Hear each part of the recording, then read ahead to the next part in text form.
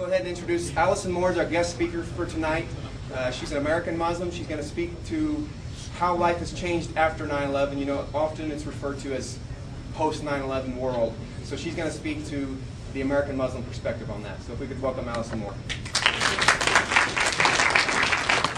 I'm very excited to have the opportunity to tell you all about the truth about how mainstream Muslims feel about 9/11, our current agendas and concerns that we have. This is a message that you rarely hear on mainstream media. Well, it's the truth. The truth about mainstream Islam is suppressed, in my opinion, in this country.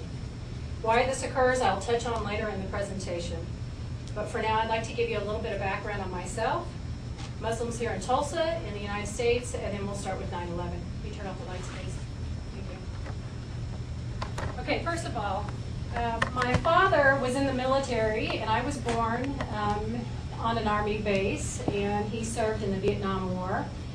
Shortly after he got back from Vietnam, we moved here to the United States. I'm sorry, from America. We moved to Tulsa, and I grew up here, attended Jenks High School, went to TU, and then graduated from there, and later got my master's from OU.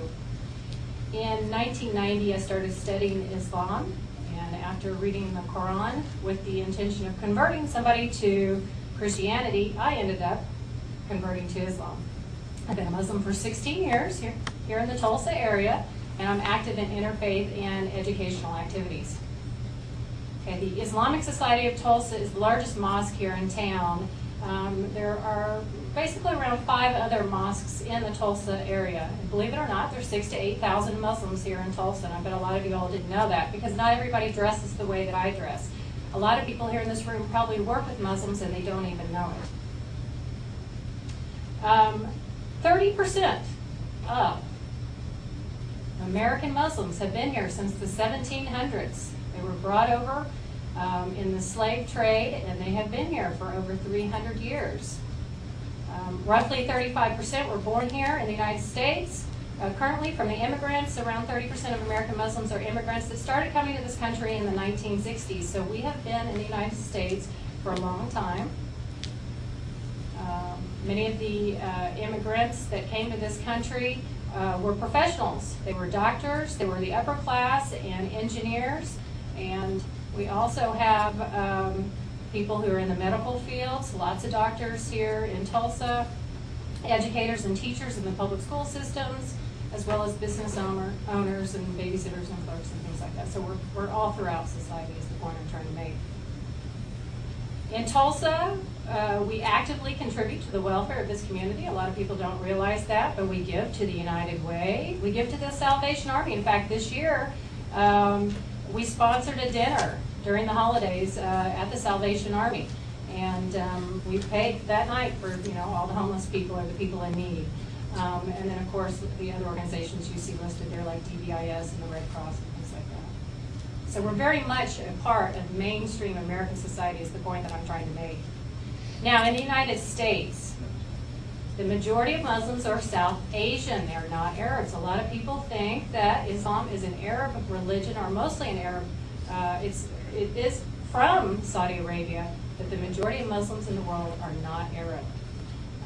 African Americans are 30%, and then we get down to Arabs in the United States at 25%. So in the world, roughly 6 to 9 million Muslims by our accounts, 1.2 billion worldwide. That makes 1 out of every 4 people in the world a Muslim.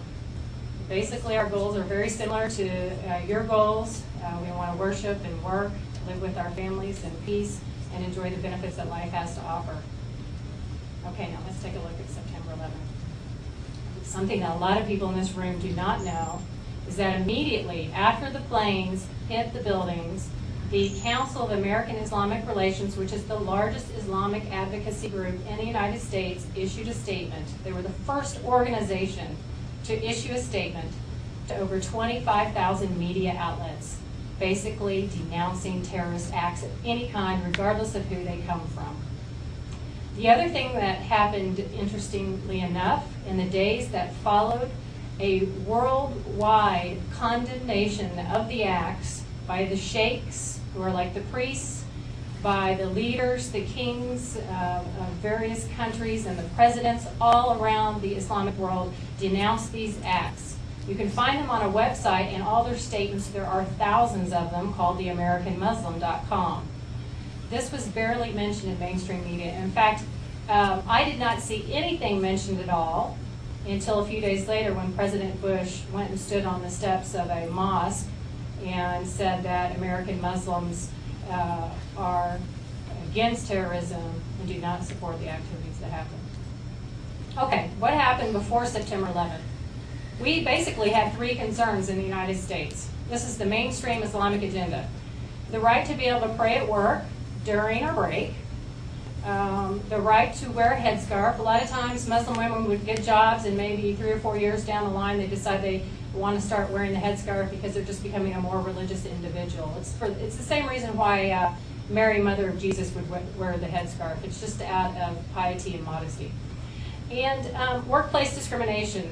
A lot of places might not want to hire Muslims. And so these were the three main issues that we were concerned about here in the United States.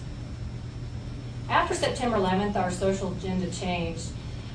We put out a very large, for us, now we are a minority group, large national and local public relations campaign. We spent a lot of time here just in Tulsa issuing press releases to the media on how we feel when any horrific event occurs, including the events of September 11th. And then national and local educational effort to explain people what Islam is all about, because people thought that maybe we supported terrorism when in fact we do not. And then we have now since had to do a lot of civil rights and advocacy work, which I'll touch on here in a moment, and political activism. Before we were not very involved in politics in this country, and since, out of a need of necessity, we've become involved. Okay, one of the messages you're not hearing enough on TV that really has us concerned is that there is absolutely, positively no martyrdom or reward for those people that hit the buildings after September 11th. We believe that these people have a one-way ticket to hell for killing innocent human beings. It is against our religious beliefs, and we have tried over and over to get this message out.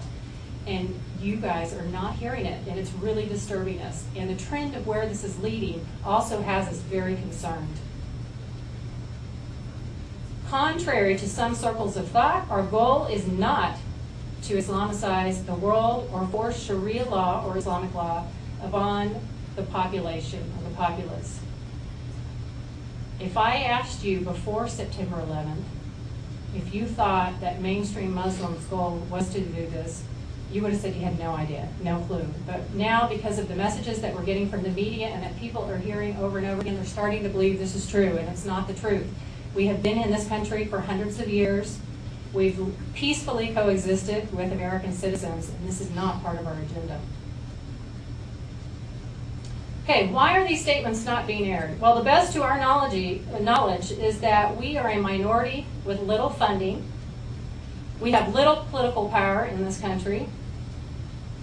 I truly believe that nowadays, and you even see this in the pharmaceutical industry, that advertising dollars are driving the content and ratings are driving the programming decisions.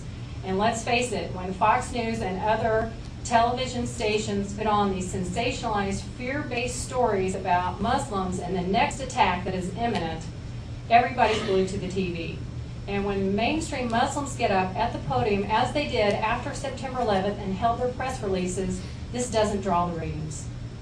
I think that it's boring to the rest of the world is how they view it, and they'd rather have these fear-based stories up there to draw more viewers to the television. And one example of this would be Fox News. If you notice, they often have a yellow, orange, or red alert that is still on there, and it's been 6 years since the attacks. Where are these? I would question you to think, where are these red, yellow, and orange alerts coming from? I don't know. I'm curious to find the answer to that. But it has people glued to the TV before they travel and before they go out to see what the alert is for the day. So we're working hard to get the message out, but few are hearing.